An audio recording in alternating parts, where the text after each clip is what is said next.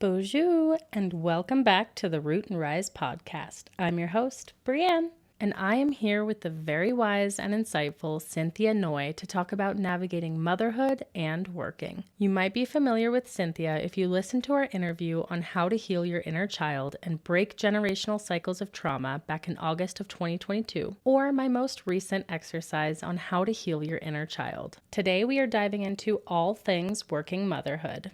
Switching gears between working and parenting and balancing the two. We are going to help you find work-life balance, time for self-care, time for family, and all of the other parts of your life that matter to you. We will talk about the struggles of modern motherhood, both professional and parenting burnout, plus so much more. So without further ado, let's dive right into the call. Let's do a little grounding just because I feel like I need it. Get out of my head. I visualized that this morning. I was like picturing you bringing that energy in from the beginning. So we manifested this and I'm excited. You manifested that. I'm excited to dive in with you. But yeah, let's do our grounding. Yes. Okay. Let's go ahead and close our eyes. Take a deep breath in. Feeling your belly rise. Exhale it out. Another deep breath in. Exhaling it out. Relaxing our eyes. Dropping our jaws. Allowing our shoulders to fall away from our ears. To sink deeper into this present moment. This beautiful time that we've carved out to connect with one another and all of the healing souls, all of your amazing listeners, calling in our highest selves, allowing us to be the clear channels, letting our soul and intuition and guides just lead the way. Trusting that whatever is meant to be shared, talked about today, just flows out naturally. Trusting that it will reach the hearts that it's meant to. And our only assignment is to be ourselves and to have fun. Awesome. Just visualizing now, roots growing out of the soles of your feet, connecting down, down, down to the center of the earth, anchoring us, anchoring any nervousness or anxiousness or jitters. Trusting that the universe will anchor us in, keeping us grounded. Now calling up that sacred Mother Earth energy as well. Watching the energy fill us up from our soles of our feet to our ankles, our knees, our thighs, our bellies, our chests and our hearts, our throats, to our crown. Breathing in that sacred earth energy. Feeling that beam of light just go all the way up now to the sky, connecting with the universal energy, ancestral knowledge. Breathing that in, visualizing ourselves as the clear channel, a loving vessel.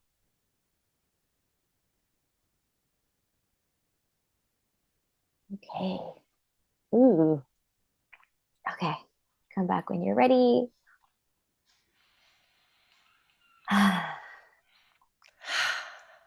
Oh, I needed that. Me Thank too. you. Me too. Yeah. I was definitely coming into this call with some frantic energy, but it felt perfect because I was trying to switch gears between mothering and get into like business, Mm, work mind, or just yeah. like mode and energy and that shift. And my first question to you is going to be, what do you do? And you kind of already answered that. Yeah, I mean, well, I think I want to speak more about that because the context switching from going from being a mother to then putting on like your boss hat, right? Your worker's hat is like, it's actually really difficult because let's be honest here, like motherhood just kind of consumes us, like our entire being. And I was talking about this with one of my clients the other day when I was like, we carry many identities. Like we wear a lot of hats. Like we're mom, we're entertainer, we're house cleaner, we're party planner, we're CEO, we're content creators, we're all these different things. But like the one that feels like resonant with me on like a cellular level is being a mom. Hmm. Like I feel like it's like this all-consuming, loving energy. And I truly give my entire heart, like literally our like hearts, bodies, souls to it. Yeah. And so it's hard to then take off that mom hat and to be like, okay, now I'm in work mode and be expected to do so effortlessly and easily. It's not as effortless to like shut off that like, Hmm. okay, I'm not at like the full beck and call of my children. Hmm. And there's almost like something like innate too built in us that like wants to be there for them and wants to like hold them and guide them through everything. And so yeah, I totally get that struggle in switching from like mom into work and then from work into mom. Right? Hmm. That's also hard. Yeah, it's really, really hard. And each shift in itself is so different. I just felt the energy like when you were talking about shifting from mom to work and how that feels, but then coming back to mom afterwards can be really hard, especially if you don't have work done or it doesn't feel complete. Or in the opposite situation is like what I walked up here. I had to hand off a crying child to my husband and, be like, I can't help and walk away to crying and then have the crying get worse. And Mm. it's a different energy, definitely trying to shift between those, especially when it doesn't feel complete as you shift. Yeah, yeah. And I think there's because you were talking about handing off a crying baby, like it feels unnatural Hmm. to be like, okay, you take care of this. I And felt shame saying it out loud. I right, you're just shouldn't. like and this I experienced this when my eldest started preschool. And they're like, oh, drop offs need to be fast, like you get in, you get out. And I'm like, but he's literally clawing for me, like gripping onto me, and I'm supposed to pry him off of me and hand my crying baby to you. Like there's something about Hmm. that that just feels so unnatural. It feels wrong. And It goes it against does. everything. It does, right? It like goes against like every fiber in your body. You're just like, this is not right. And so I think I want to normalize you feeling that and that feeling that shame and that sadness that comes with it too. Like, I want to be there for you, but I also want to be there for my work because we've actually worked really hard to create a business that is actually intentional and gives us purpose and fulfillment and can help so many others. It's so tricky because it's like Hmm. both are amazing and we love both, but it's like switching context, switching from one to Hmm. another is actually really like hard. Hmm. Yeah. I think leaning into the benefits of it is really helpful, especially like as a starting place. Knowing what you can gain from it and what your children can gain from it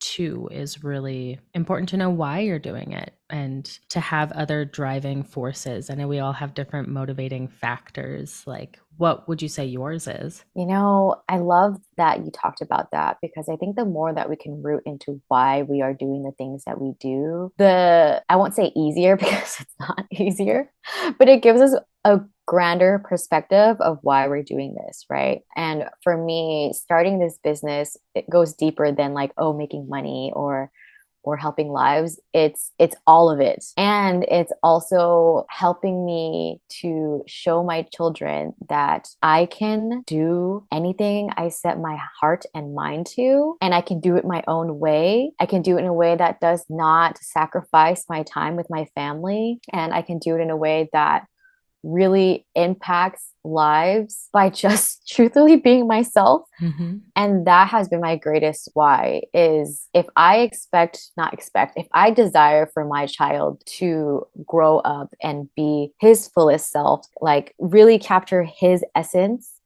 and fulfill his fullest potential and experience happiness and on his happiness and success on his terms, I kind of need to do it first. Mm-hmm. And that kind of roots me back into like, okay, this is why I'm doing it. It's also getting to know that my work can influence people in a very positive and powerful and impactful way. And that all gets to be part of the cake, you know? Mm-hmm. It doesn't have to be just this one reason.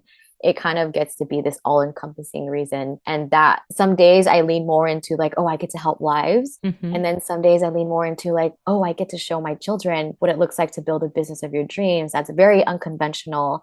That doesn't make sense to many others. My lifestyle is like so confusing to people. Like when they ask, like, when are you free? I'm like, right now my child doesn't have a nanny, so let me map out the nap times and then I'll get back to you. Yeah. Oh wait, and then I have client calls. Mm-hmm. Oh, but then summer's out. Like I have this whole song and dance that I do with my schedule, and it's beautiful. Mm-hmm. It's the flexibility that we as moms desire, because we want to be able to do it all. We can do it all.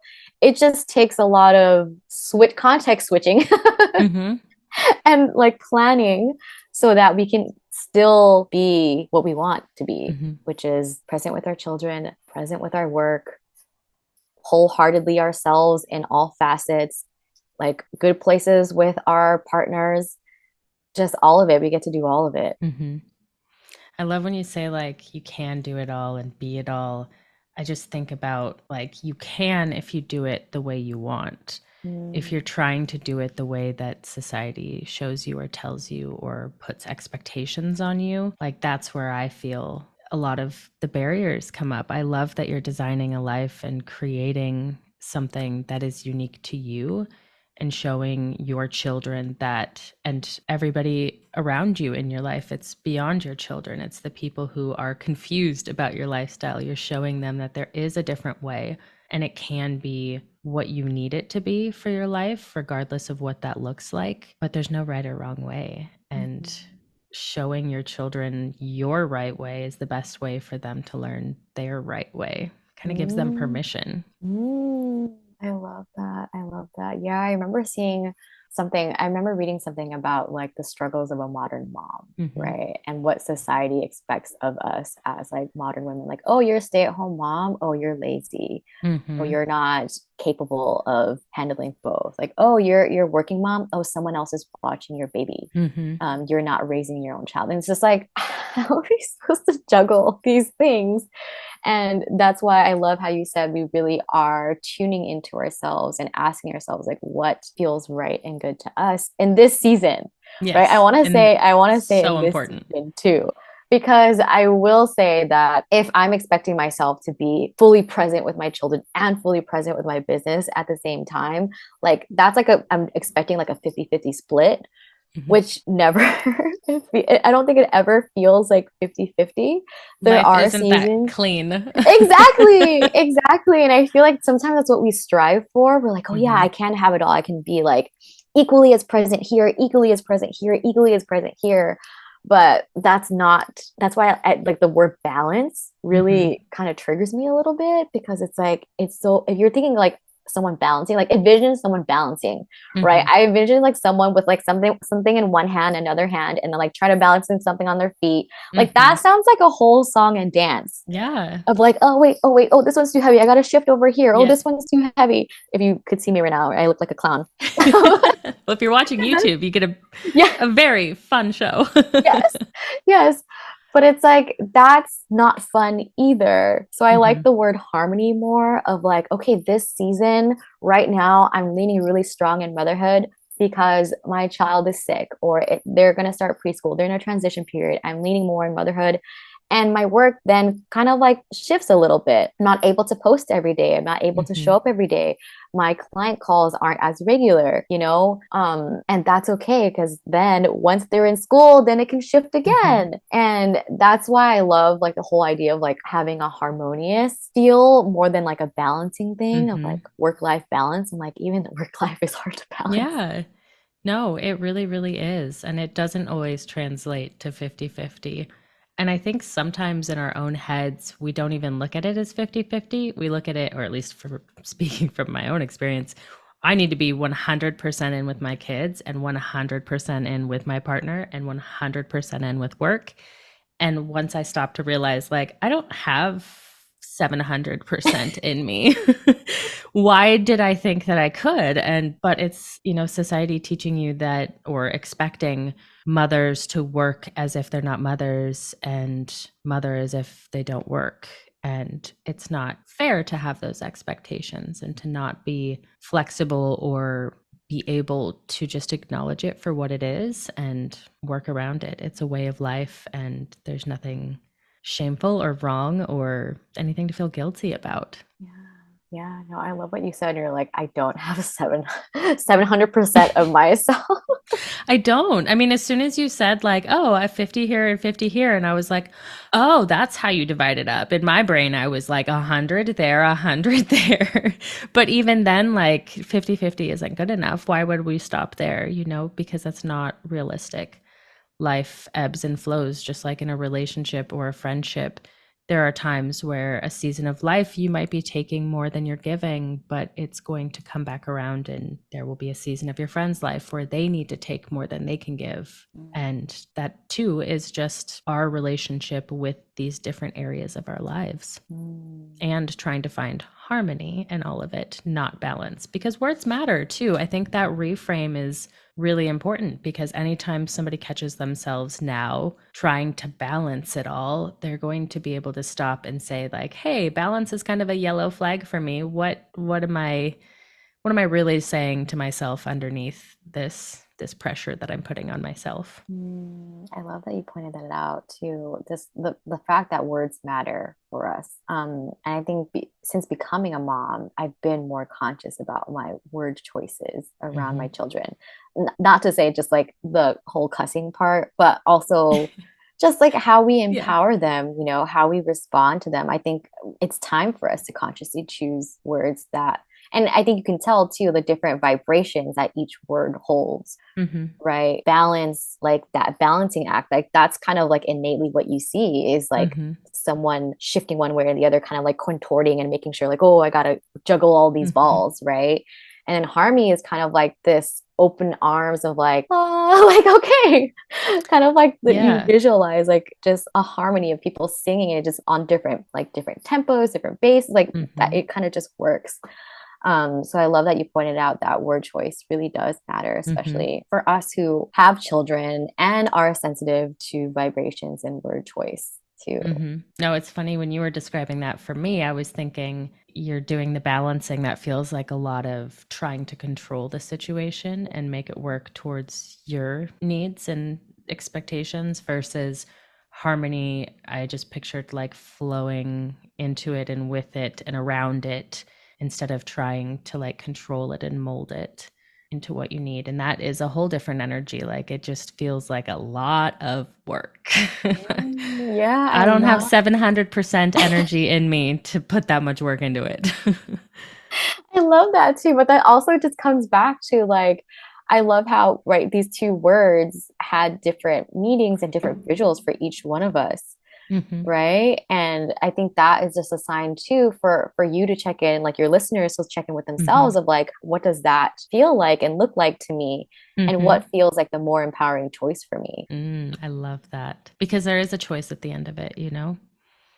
And I know that seems so easy, like happiness is a choice, but it's not. It's when you catch yourself in those moments that you do get a choice. And yes, there are those moments where it's hard to catch yourself or you don't get a moment to breathe, but that's where setting like the groundwork really comes in. Like you have to rely on what you've set up for yourself for success in order to like not feel that way? Like, what do you do for yourself in your business and in just like your work schedule to, or your family schedule to like care for yourself? Do you have like dedicated days for certain things, like time blocked out for shifting, or like how do you navigate like on your calendar as it's ever shifting and changing and evolving? Like, what considerations do you give yourself to care for you?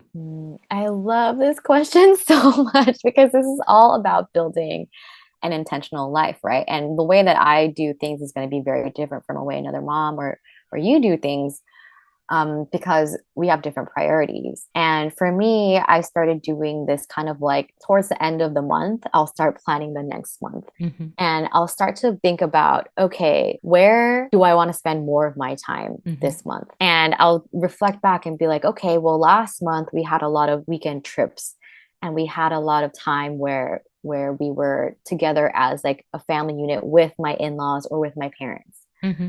And that was really beautiful. Like, what do I want this month? And then I start to like look at my calendar. Of course, it kind of fills itself out in that what set appointments there already are for that month. So, for Yeah. example, like kids are in school, so then I know like so and so is going to be in school during this Yeah. time. And then there's appointments that kind of like carve the way. And then I start to look at the weekends of like what openings do I have? Mm-hmm. And the most important things for me are family of 4 days, like us as a unit spending time together. And so I want to have a day for that of just us adventuring. I don't even know what we're doing, just blocking off a day for that. Right. That is really important to me. And then I also I have two children. So I want to have relationships with each one of them separately because I think if when you become a mom of multiple, it always feels like they're competing for your attention. Mm-hmm. And so I have separate days for them as well. And it's not like a full day. Sometimes it's just like, I'm going to block off half a day to take this person here. And then what else do I carve in? This is where, so I then carve in work time after I figured out like my family time is then work time. Sometimes we have date night. I have to admit that that doesn't happen every month, because I think sometimes we just deprioritize that, which now that I'm saying out loud, I'm like, that actually should be as big as a priority as like me having time with each one of my children. No, I mean, this is why we talk it out, and you're not the only one gaining from this conversation in the moment, I'm sure. So, I know. but this is also the importance of revisiting our habits and routines and schedules. When you instantly started with like, I revisit the month and before and like look at the next month, I was like, what a beautiful thing. Like, I don't stop to do that enough. And to just even intentionally set forth the next month, like that really, can make a huge difference. And it really does. Yeah. it helps you take these moments and be like, hey, I'm spending a lot of time here. And oh, wait, I haven't seen my husband and except for over a TV show in the last 3 weeks. So Yeah. I think carving out that time to reflect is something that we don't get to do as often because we're literally on the go all the time. What's next? What do we got to figure out? Who needs to go to the doctors? Like, what forms do we need to fill out for school? And so it does, even that just conscious like moment to sit down and be like, what did we do last month? And what do we want to do this month is actually already very telling and brings a lot into your awareness that you then get to decide, okay, what do I want the next month to look like? I love that so much. Yeah. I will say for me, it has evolved a lot as well. Like it wasn't like I already knew like I need family of 4 days. No, it came at a deficit of not having those family of 4 days where I was like, I need time with just the four of us. Like no grandparents, know? That's what birthed these more conscious, intentional things. It's like sometimes we have the deficit of things to then realize like, wait, I want more of this. How can I create more of this? And I love that it's like always a work in progress. It's not just like a final product. I think sometimes it's hard when you expect to have like one system that will continually work, but that's not the case because you also have other factors. Kids are going to get sick. They're going to start new sports. They're going to do things that you're not prepared for or expecting. And yeah, I think that if you can look at those moments when you run into the realizations of wow, we need to rework this. If you can look at it as an opportunity to like connect more and make more space and to like breathe more life into it, it's like a really beautiful opportunity if you're able to acknowledge it. Yeah, I know. I love that you brought that up because it is a constant for us. I think it's good to have these structures in place of like, okay, I want to have a family of 4 day. I want to have a day for each child. I want to have a date night. I want to have a self-care day. I think it's good to have these kind of markers of what you want, but then every month is different. Mhm. You might not be able to do the spa day because so and so gets sick, and that's the beauty of being a mother. I think it's like we are constantly learning how to ebb Mhm. and flow and rearrange things and Adapt. recalculate. Yes, adapt. Yes, adapt to what life kind of hands to us, right? Mhm. And I think for me, that was really hard to do because I am someone who likes a plan. Mhm. I love a plan. I love to know what's coming up. I love to be prepared. I love Mhm. to have stuff ready. And I would say, like, one of the biggest things that shook me up with motherhood was like, you can't have a plan. Like, I mean, you learn that from the get-go, like with your birth plan. Like you can't have a birth plan. I mean, you can, but like it's not actually like I wish we would change it from birth plan to just like birth prep or like birth education. Just educate yourself on all of the different things and know what would be ideal, but like you can't plan children. You can't plan what they're going to do. You can't plan life. Like you natural disasters and nobody expected the pandemic. Military life has taught me leaning into the no plan. I'm like, what's my next few steps? Like it's good to have an ideal vision at the end of what would be nice. But if you get so stuck on that, like you can't see life changing before you. yes, I love that. Because, yeah, I think sometimes we can kind of come up with a plan and then we have this like strict adherence to the plan. Mm-hmm. And then we kind of start to judge ourselves or shame ourselves for not sticking to the plan. Mm-hmm. But we got to account for life. Mm-hmm. We got to account for feelings. Like you might wake up and you're like, I actually don't want to have a me day. Like that sounds Mm-hmm. terrible. Like, Yeah. And that's and okay. yeah, yeah. Yeah, that reminds me of, I know we talked about it in my last episode with you, but your shift in your career and your passions and how you kind of went off script with that. We kind of have to release the Oh, expectation yes, of yes. what we envision our Mm-hmm. path to look like because we're actually not accounting for life Mm-hmm. and our feelings and Mm-hmm. how we experience things, right? And we're I really think, limiting ourselves by like forcing ourselves into a role or a box of what we think should be. Like, if mhm, I picked my life 10 years ago, I never would have thought I'd be speaking out about the things that I'm speaking out about, or like mhm, that I would be giving a voice to a part of me that I didn't know how to even acknowledge. You can't account for where you're going to be, and you're limiting yourself because you don't know how you're going to grow and change and evolve and the things that you're capable of. Like you're not even leaving space for potential by doing that. yeah. Yeah, I love that you brought that up because I think we do tend to have tunnel vision, Mm-hmm. which is why I have such a problem that the question we ask our children, like, what do you want to be when you grow up? Yes. That question drives me nuts because Mm-hmm. I'm like, you're asking a like 2 year old, 3 year old, 4 year old, 5 year old what they like, what career they Yep. want to have when they grow up with they have no idea what that job actually entails. But you kind of plant it in their They mind of know what like, the uniform looks like and what car they drive. yes, and I like the car. So yeah, I want to be Yeah. my son was like, I even specifically asked him because we have his like beginning of school chart that you fill out, Yeah. like, oh, and the questions like engraved and it says, what do you want to be when you grow up? Mm-hmm. And I remember asking specifically, what do you want to feel when you grow up? And he goes, Mm. police officer. And I was like, oh, I didn't even ask what you want to be. Like, You're that, conditioned. yeah, I know. Like, they got you. No. And so I was like, wait, babe, I asked you how you want to feel. He was Mm-hmm. like, I don't know. And I was like, oh, okay. Well, you can feel adventurous, you can feel Mm-hmm. peaceful, you can feel happy, you can feel excited because that's more like expansive. Mm-hmm. It's not like holding them to that one tunnel vision of I'm going to be a police Yeah. officer, right? Job tasks. Like, what do you gain from doing that? Are you in service and is it rewarding? How does it feel? What I does their love, life look like? yeah, What leaning hours into do that. you work? Yeah. What kind of people do you deal with? Yeah. What are you putting your family through, if anything? Like, what? Think about your future kids, kid. I know. And so I was really happy for him to be like, oh, I want to feel excited. And I was like, oh, okay. Let's run with that, kid. Yeah. Yeah. Because that can come out in so many different ways. And who's to say that like you're defined by that? And that's such a sad thing to be putting on kids as like a defining factor or a label even before they get out into the world. That's, you know. Yeah, it's almost asking like, what identity do you want to take on in the future? And they're like, all I know is that fire trucks are cool. And I want to drive one of those. So firefighter. Yeah. You know? I wish it would be more about like exploring these different areas and careers and less about like picking.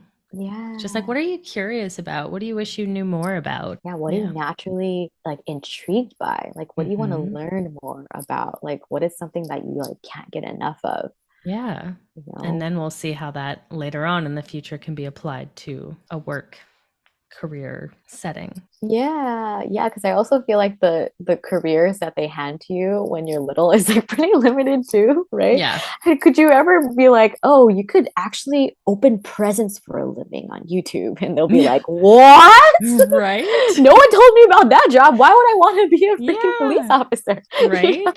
Yeah, no. And there's jobs out there that haven't even been created. Like, and how, limiting is it to be like, pick something instead of create something? Our world needs so much, and there's so much potential for people to fill in those spots. But they're not going to have a title yet because there is no title for it. It hasn't been conceptualized or put into life yet, born. Exactly. There are infinite possibilities. And I feel like, sometimes we put limitations on ourselves, and society puts limitations on us too, to be like, oh, this is the way. This is the one way you're going to experience fulfillment. It's like, that's a lie. Yeah, there's so many different ways. And I also love that you're bringing that up. And I know one of the things I really wanted to speak into as well was the expectation that we put on ourselves of attaching our value to work and like how much, or just like our worth into it. I would love to pick your brain on that topic because we've talked about it in the last episode. And that's why I made a note to be like, we're coming back to this. We're coming back for you.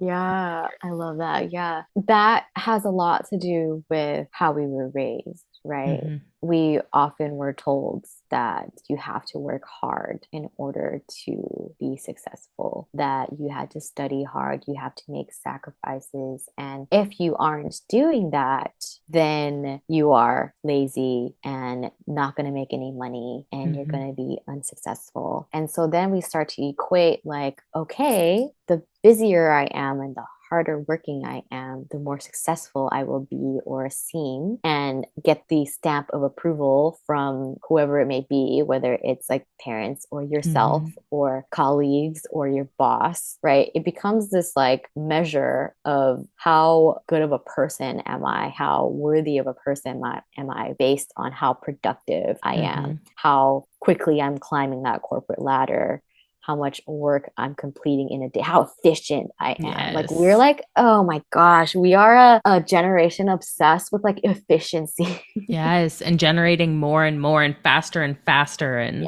and it's really damaging and detrimental to our mental health and emotional health to constantly be like, how can I become more efficient at this? So then I could gain more praise, which then equals more money, which equals more success, which means I am a good person and worthy of goodness. Yeah. All of a sudden, you're just going to reach a point where you feel worthy. Yeah. If you just work hard enough. Right. But it's like sarcasm for anybody who didn't pick it up. Yeah. It's just like this never ending rat race. I never felt good enough. I went on that cycle, was like, well, you can't win. Even the people who are in the most favorable of positions aren't winning, really. Not on a deep, deep level, you know? Yeah. They may be benefiting, but not winning. Yeah, totally. And I feel like we tend to use even like productivity, even not even like on the sense of like career trajectory, but also like day to day. I still do this to myself where I'm like, oh, what did I do today? And I'm like, oh my God, I didn't do anything. Like all I did was like lay around, ran errands. I didn't post anything for work. And I start using that against myself of like, oh my gosh, you were so quote unquote useless I today. did nothing. But you And did so much. I know. It's like, but we see it in the lens of nothing because it's not what a power hungry hustler would do. Like a power hungry hustler wouldn't take a nap in the middle of the day. A power hungry hustler or like successful person wouldn't Be binge rest. watching Netflix. Yeah, I've been watching Netflix, which I just did like this afternoon. Or taking breaks to go on a walk, or these are all things that in that old paradigm was like you had to earn this. Oh, you had to work hard before you could get a reward of taking a break. And what I see more and more in my clients is just like perpetual burnout. And it's confusing to them because they're like, but I am taking breaks. I'm like, are you though? Yeah. Are you mentally taking a break and saying like, I'm just going to sit here and draw for the sake of drawing? Or I'm just going to dance for the sake of dancing, or I'm just going to go out for a walk just to soak up nature and clear my mind. Like, is that what you're really doing? Or are you just perpetually working in your brain of like, I feel so called out right now. I'm like, I could do laundry and then relax while I'm doing laundry. Yeah. And it's like, but if I just had to start it all and earn that break to begin with, like that defeats the purpose. Yeah, I know. And it doesn't make it land and absorb as well as it should and could, because then I get done with the break and I don't feel as like I still feel, like it was born out of shame and guilt. And yeah, it's not clean. It's not clean. It's not clean. Yeah. I know. I don't mean to call you out, but I'm just calling myself out. Do these it, are please. actual things. Somebody's got to. I call myself out technically. Yeah, but that's what we do, right? I still do that stuff. And even when you were saying the laundry thing, I'm like, well, I'll take a break when I do laundry. And then I'll listen to a podcast while I'm doing that. So that's like kind of a break. But you're actually, it's not a break. You're actually it's just using habit stacking. Yeah, exactly. You're actually doing more and you're justifying it, saying you're doing less. That's not the case. You're actually being efficient in the doing of things, but you're not actually taking a break. And the mental load required to plan for that, to know, like, just turn off, take a break. Yeah. And that was really, I think that's what I wish was taught to us. Like, how do we rest? And that is exactly what we are going to learn about in the next episode. I separated this interview because learning how to rest and prioritizing it is something that everyone should hear, not just people who are trying to balance motherhood and working life. I don't want anyone to miss out on Cynthia's insight on rest, taking a break from social media, and silencing your phone from time to time. But don't worry, I'm not leaving you here alone. If you are still struggling with mom guilt or have any issues overcoming it, I have 2 episodes to help you with that. My interview with the host of the Worthy Mother podcast, Emily Hardy, called Ditch Mom Guilt and Start Owning Your Own Motherhood, as well as my solo episode, Mom Guilt versus Mom Shame, and how to overcome both more effectively. And if you want to find even more time for self-care, family time, or whatever it is you want more of, I highly suggest checking out my episodes on the chore wars, dividing household chores more evenly, and getting more support around the house from your partner, as well as my interview with Rowan Whitehead called Bridging the Gap in Motherhood. And if you have any other questions for me, don't forget that your voice matters here. You have the power to shape future content by participating in the polls on Spotify, leaving a comment there or over on YouTube, and by participating in my anonymous community survey. Let me know what you want to hear about next or any questions that come up while listening to this podcast. Thank you so much for tuning in with me today. It is always such an honor to have you here with me. I will include all of the links for both Cynthia and myself in the episode description for you, along with every other episode and survey mentioned. Make sure you find us over on social media and subscribe to the podcast so you don't miss out on all of the exciting episodes to come. I'll see you in the next episode.